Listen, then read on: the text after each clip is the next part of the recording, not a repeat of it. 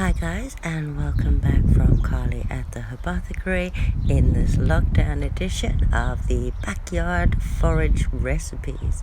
Today we are out looking for some yummy goodies to put into our Chinese inspired stir fry, where we are using dandelion roots and horsetails instead of pasta, and we have deep fried dandelion flowers instead of dumplings. Straight on with my usual disclaimers. I am not a doctor, I am not an ethnobotanist, I am someone who owns a really good guidebook, I've done a lot of research, and really enjoy wild edibles over store-bought foods.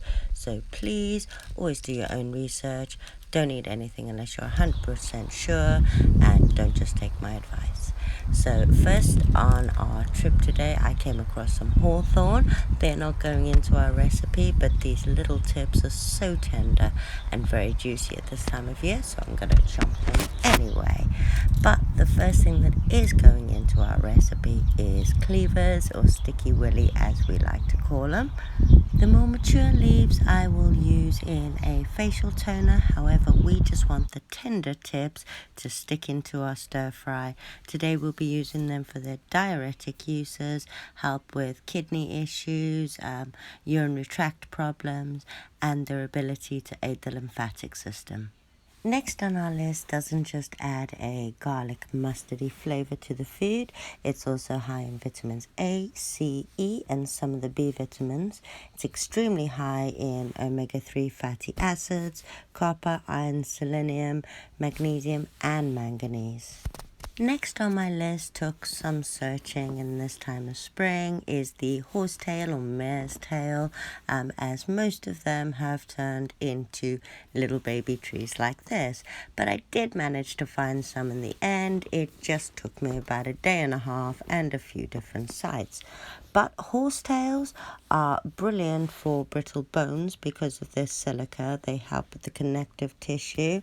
They're high in iron, magnesium, manganese again, potassium, chromium, vitamin A. They help to flush the kidneys, the gallbladder, and they're really brilliant for lung health. So we're going to be using them instead of spaghetti, again with the dandelion stems, but I won't neglect to stop and pick some of the daisies either.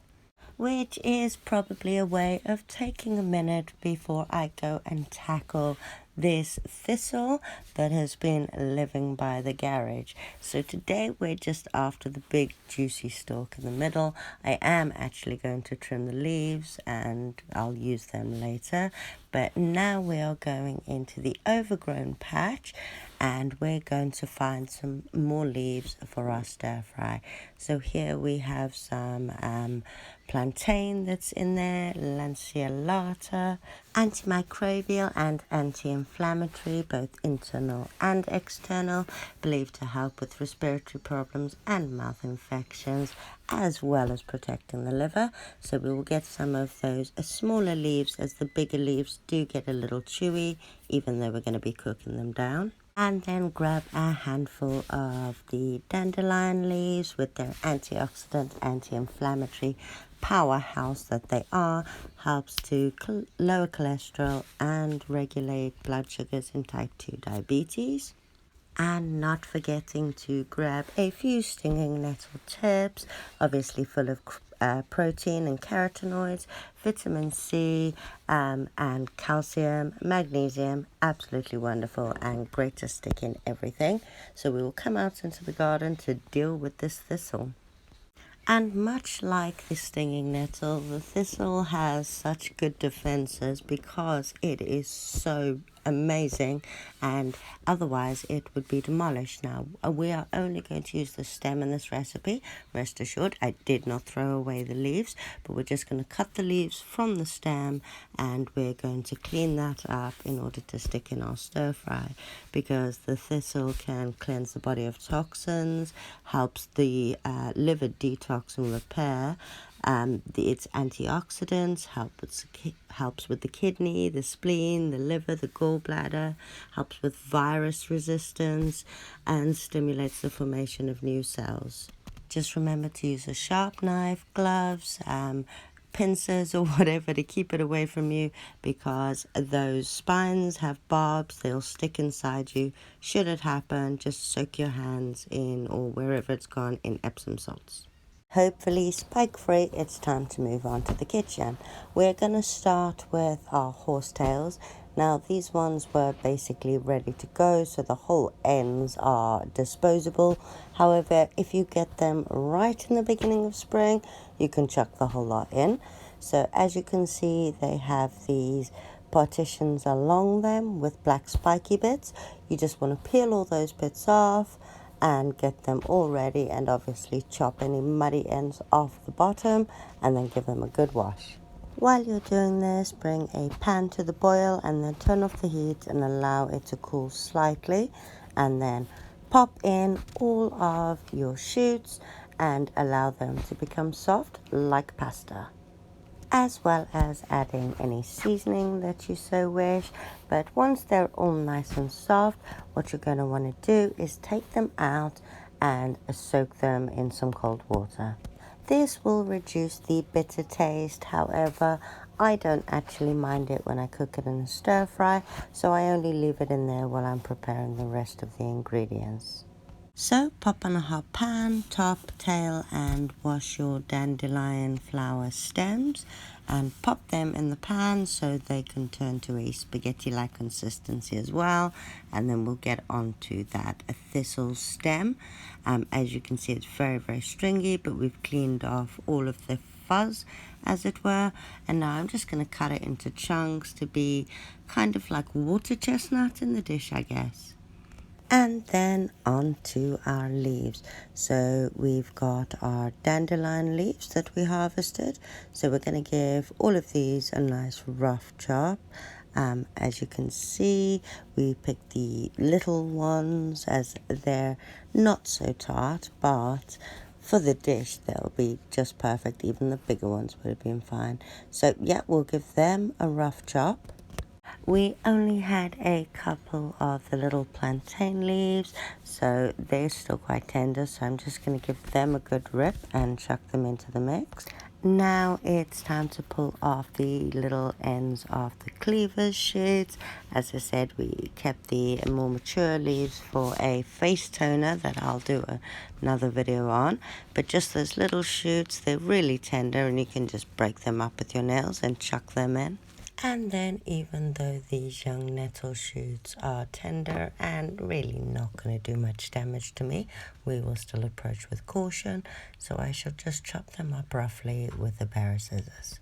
I'm just going to check in with those dandelion stems for a second, and then we will get swiftly back to cutting up the plantain and curly dock that I harvested earlier, which I forgot to mention, but we'll pop that in. So we've got that mixed in with the plantain, which is what I'm chopping up now.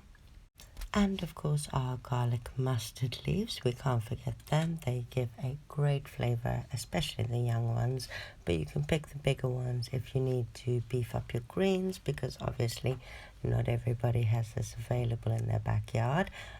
That's the same with all of the greens. Put more dandelion in, put more nettle in.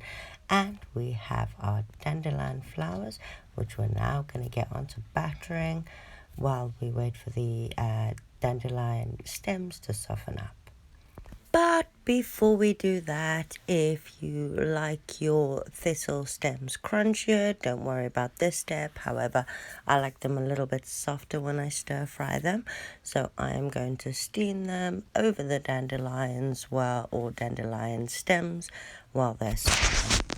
And now to make the batter for our dandelion flowers. Now I went really simple with this batter because I wanted to know how the dandelions actually tasted.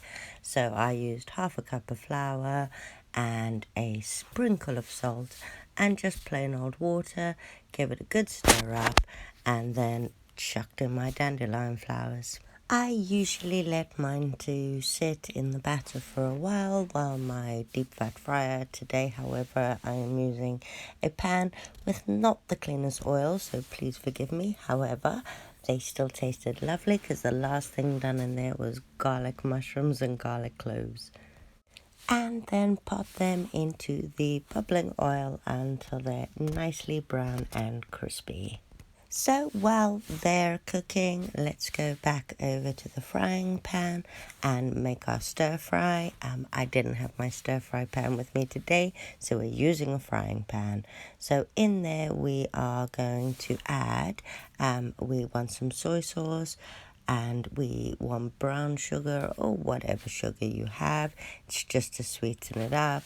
Now normally you'd add white rice wine to this recipe. However, we don't have any, so I'm using dandelion infused apple cider vinegar. Add a healthy splash to the pan and mix until all the sugar is absorbed into the soy sauce and white wine vinegar mixture. Now I cheated and I used a normal carrot because I couldn't find any wild carrots that were big enough for this recipe other than the ones I've already harvested this year. And we have our greens. So we are going to sort them all out and get everything ready to go into our pan. Then next thing we want to do once our carrot is nicely grated is strain out those horsetails and your dandelion stems, and then we'll go back over to our pan and we're going to add them in, and we're going to stir fry them slightly before we add the rest of our greens. Now you can add your carrots at this point if you like yours soft, however I want some crunch in mine. So into our soy sauce and sugar goes our dandelion roots and our horsetails, and they're going to be the spaghetti substitute to this dish. Stir continuously until all the sauce is absorbed into the spaghetti, and then it's time to add in our greens and our carrots. Obviously we don't want them to be in too long. They don't take a long time to cook, and the hotter the heat, the more of the nutrients that you destroy. So once this is all ready, we'll give it a good stir, keep it going for only about 4 or 5 minutes at most. I've turned my heat down quite a lot now. One final good stir, and then grab yourself a bowl and get ready for the most scrumptious and nutritious, all foraged minus the soy sauce, the brown sugar, and the normal carrots. But serve it up and then pop your dumplings on top.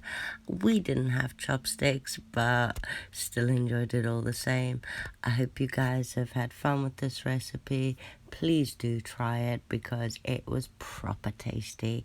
Thank you guys for coming back to Carly at the Apothecary, and I hope to see you again soon.